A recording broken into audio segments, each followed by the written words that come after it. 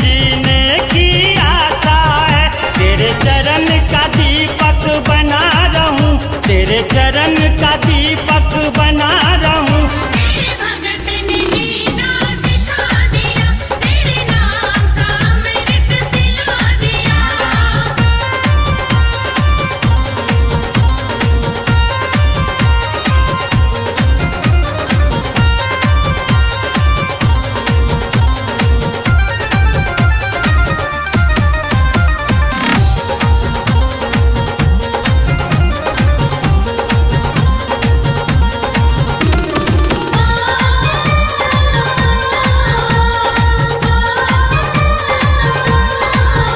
इस मोह माया के दुनिया में क्या अपना कौन पराया है, क्या अपना कौन पराया है।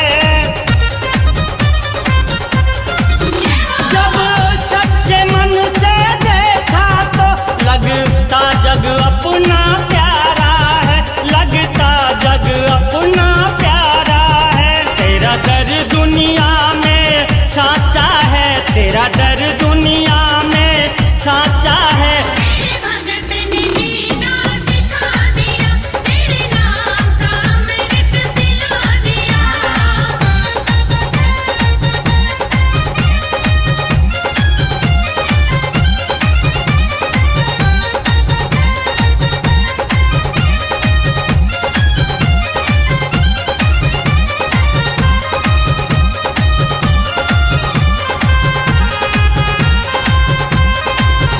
कुछ ज्ञान नहीं तेरी पूजा का, तेरा भजन मैं अटपट गाता हूँ, तेरा भजन मैं अटपट गाता हूँ।